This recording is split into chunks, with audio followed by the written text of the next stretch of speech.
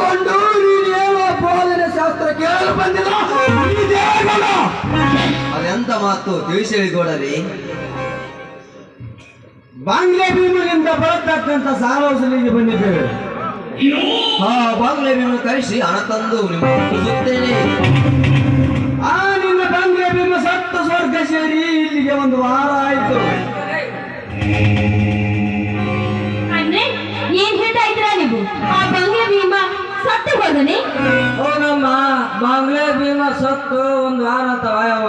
ನಿನ್ನ ಗಂಡ ಚಂಡೋಡಿವಲ್ಲ ನಮ್ಮ ಗೌಡ್ರ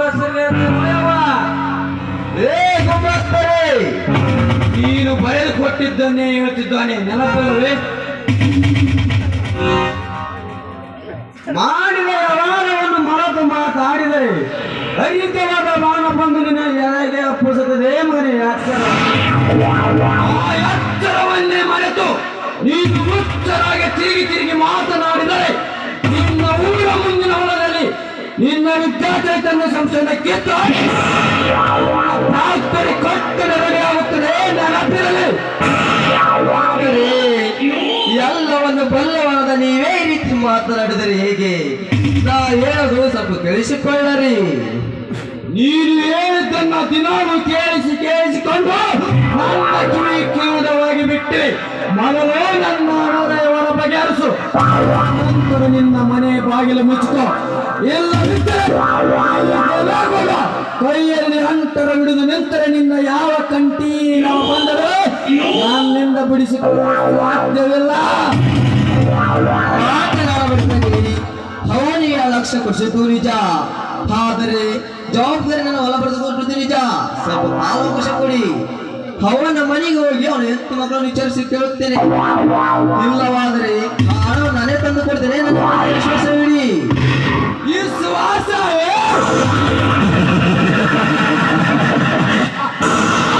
ನಿನ್ನ ಮೇಲೆ ವಿಶ್ವಾಸವಿದೆ ಎಂದು ನಿನ್ನ ತಮ್ಮ ಮಾಡಿದ ಕೃತ್ಯ ನಿನ್ನ ಮುಂದೆ ಹೇಳಿದರೆ ನಾನು ಮಾಡಿದ್ದೇನು? ನಿನ್ನ ತಮ್ಮ ಮಾಡಿದ್ದೇನು? ಅಂದು ನನ್ನ ಮನೆಗೆ ಬಂದು ನನ್ನ ಎದುರಿಗೆ ನಿನ್ನ ತಮ್ಮನನ್ನು ತಂಗಿಯ ಕೊರಳಿಗೆ ತಾಳಿ ಕಟ್ಟಿ ಕರೆದುಕೊಂಡು ಇದು ಎಲ್ಲ ನೆನಪಾದರೆ ಈಗಲೇ ನಿಮ್ಮ ಅಣ್ಣ ತಮ್ಮನಿಂದ ಜೀವಂತ ಸುಟ್ಟು ಹಾಕಬೇಕು ನಾನು.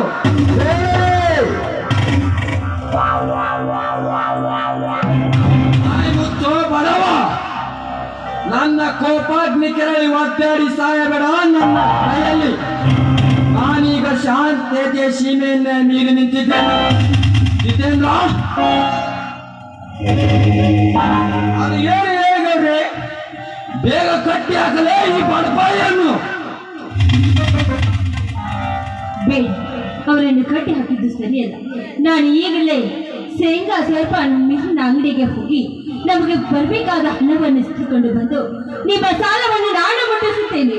ಬರುತ್ತೇನೆ ರೀ, ಈಗಲೇ ಅಡತೆ ಅಂಗಡಿಗೆ ಹೋಗಿ ಬರುತ್ತೇನೆ.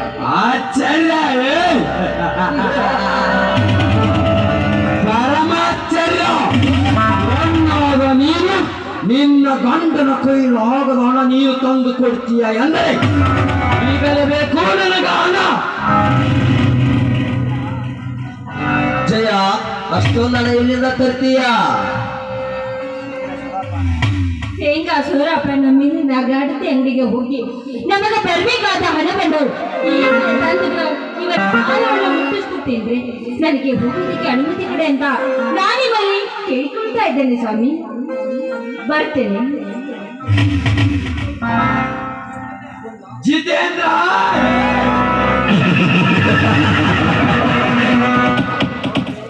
ಅದು ಏನು ಹೇಳಿ ಗೌಡ್ರೆ? ಬೇಗ ಫೋನ್ ಹಚ್ಚಿ ಅರದಿ ಅಂಗಡಿ ಅರಿವಿಂದನಿಗೆ ಹಣ ಕೊಡಬೇಕಂತ ಹೇಳಿಬಿಡು.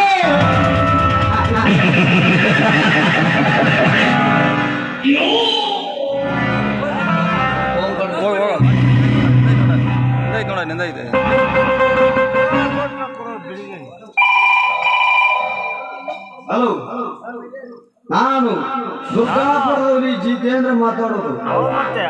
ಆ ಜಯವೀರನ ಹೆಂಡತಿ ಜಯಮ್ಮ ಹಣ ತಗೊಂಡು ಅವಳಿಗೆ ಬರ್ತಾ ಇದ್ದಾಳೆ. ಅವಳಿಗೆ ಯಾವುದೇ ಕಾರಣಕ್ಕಾಗಿ ಹಣ ಕೊಡಬೇಡ ಅಂತ ನಮ್ ಗೌಡ ಹೇಳ್ತಾರೆ.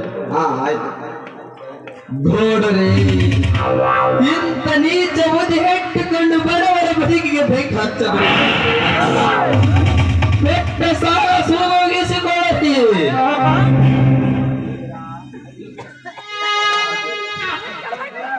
ಜೇವೀರ, ಈ 70 ಅರಸರಿಗೆ ಕೀರ್ತಿ ಬುದ್ಧಿ ಐತಿ ಆರಾಮ್ಕೋರ. ಬುದ್ಧಿ ಏನು ಮಾಡಿದ್ರು ಹರಾಮ್ಕೋರರ ಅಪಾಯ ಕಾಡ್ಪಾಯ ಹಾಕಿ ಅವನಿಗೆ ಹಣ ಕೊಟ್ಟು ನನ್ನ ಆಸೆ ನುಂಗಲಿಕ್ಕೆ ಬಂದ್ರೆ ನೀವು ಹರಾಮ್ಕೋರರು. ಜಯವೀರ, ಅಂದು ಸ್ವತಃ ನೀನೇ ನನ್ನ ಮನೆಗೆ ಬಂದು ಅಂದು ಸ್ವತಃ ನೀನೇ ಆ ಬಂಗೇವಿ ಮನೆಗೆ ಹಣ ಇಷ್ಟು ನನಗೆ ಮರ್ಯಾದೆ ಇಲ್ಲದಾಗೆ ಮಾತಾಡ್ತೀಯ ಬಡವ. ಈಗ ನನಗೆ ಬಂದೂಕು ಲಾಠಿಯಟ್ಟೆ ಸಾಕ್ಷಿ. ಜಿತೇಂದ್ರ, ನನ್ನ ಮುಟ್ಟಿದ ಪರಿಣಾಮ ಕೊಪ್ಪದಾರಿ ಆಗುತ್ತದೆ. ಈ ಗೌಡರ ಹಿಂದಿನ ಇತಿಹಾಸ ದರ್ಪಕ್ಕೆ ನೀನೇ ಮುನ್ನುಡಿ ಕಣವು. ದನಿಗಳೇ, ಇದೊಂದು ಕಾಲಾವಕಾಶ ಕೊಡಿ, ನಿಮ್ಮ ಕಾಲಿಗೆ ಬಿದ್ದು ಬೇಡಿಕೊಳ್ಳುತ್ತೇನೆ.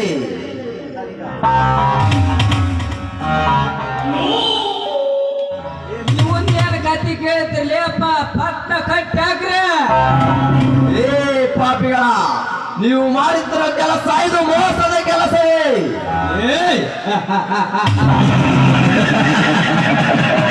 ಇನ್ನು 10 ಸಾರಿ ಕೂಗಿ ಹೇಳು ಇದು ಮೋಸದ ಕೆಲಸ ಅಂತ.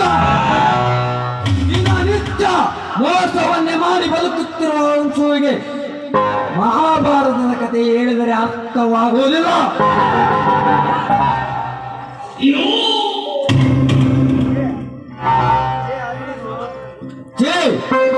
ಅಂದುದು ಸಾಧ್ಯವಿಲ್ಲ. ಬಾ ಮುತಾಲಿಕ, ನಿನ್ನ ಸೊಂಟದಲ್ಲಿರುವ ಅಂಟರವನ್ನು ಇವನಿಗೆ ಈ ಅಂಟರದಿಂದಲೇ ಹೊಡೆದರೆ ಮಾತ್ರ ಇವನು ಕೇಳುವವನು. ಗೌಡ್ರ, ಸೊಂಟದ ಕಟ್ಟಿದ್ದಾಗ ಕಂಠ ಬಾಯ ಮಾಡಬೇಡ್ರಿ ಅಪ್ಪ, ನಾ ಈ ಬುಕ್ದ ಬರ್ಗಟ್ಟೆ. ಜಯವೀರ,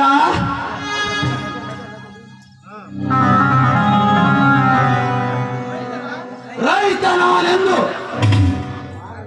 ನಾನು ನಟ್ಟಾಗ ಜಗವೆಲ್ಲ ನಗುವುದು ಎಂದು ಅಂದು ಸೊಟ್ಟಿನಿಂದ ಮೆರಳಿ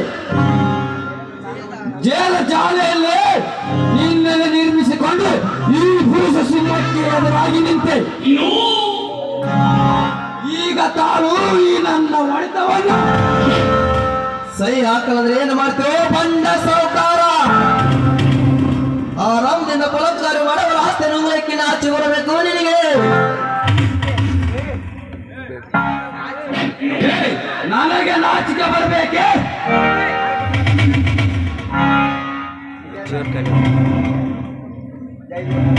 ಜಯವೀರ, ಹೇಗೆ ಬರಿಸಿಕೊಂಡು ಮರಳಿನಲ್ಲಿ ಸಾಹಿತ್ಯ ಕೈಯಾಕಿ ಬಿಡೋದಕ್ಕೆ? ಜಿತೇಂದ್ರ, ನೀವು ಹೊಡೆದ ಹೊರತೆಗೆ ನೀವು ಹೇಳ ಸೇಕರಿಯರಿ ವಂಶ ಎಂದು ಇದು ಕಾಂತಿ ವೀರ ಸಂಘದ ವಕ್ತವಿದೆ.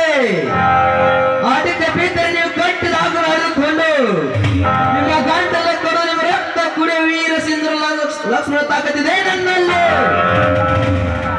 ಏ ಜಿತೇಂದ್ರ, ಇವನ ಭಾಷಣವನ್ನು ಕೇಳುವುದಕ್ಕಿಂತ ಬೇಗ ಕೆಲಸ ಮುಗಿಸಿಕೊಂಡು ಬಾ. ಆಯ್ತು ನೋಡ್ರಿ.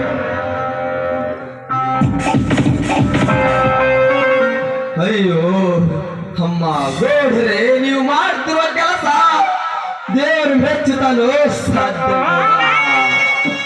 ಮುಂದೆ ನನ್ನ ತಮ್ಮನಿಂದ ಪಾಠದ ಬರುತ್ತಾನೆ, ನೆನಪಿರಲಿ.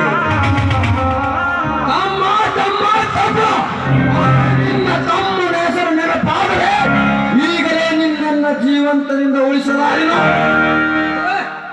ಅಮ್ಮ, ಈ ಪಾಠೇನಮ್ಮ, ಈ ಪುಣ್ಯ ಸ್ವರ್ಗದಲ್ಲಿ ಕೊಟ್ಟು ನಾಳೆ ತಾಯಿ ನೋಡಲಾರೆ.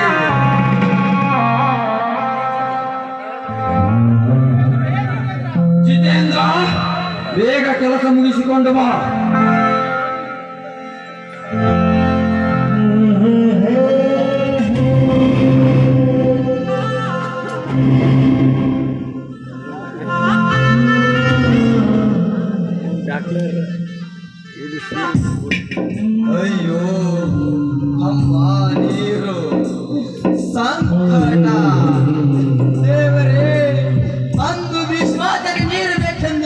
ಶರದ ಮೇಲೆ ಅರ್ಜುನ ತನ್ನ ಬಾಣದಿಂದ ಭೂಮಿಗೆ ಬಿಟ್ಟ. ಆದರೆ ಈ ಜನರಿಗೆ ಯಾರಿದ್ದಾರೆ? ಯೋಧಿಕ್ಕೂ ಯಾರಿದ್ದಾರೆ?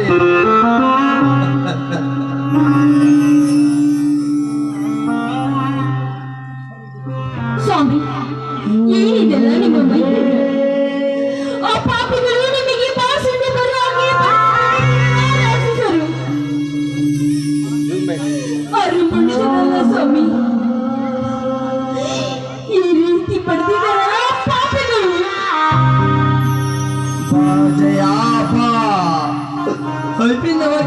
ಸ್ಥಿತಿಗೆ ತಂದು ಬಿಡುತ್ತೆ. ಇಷ್ಟೇ ಅಲ್ಲ, ಮಾನ ಏನಿದರಾಗಿ ಒಂದು ಕಣ್ಣನ್ನು ಕಳೆದುಕೊಂಡೆ. ಹೇಗೆ ಜೀವಿಸಿದ ಜಯಾನ ಹೇಗೆ ಬದುಕಲಿ?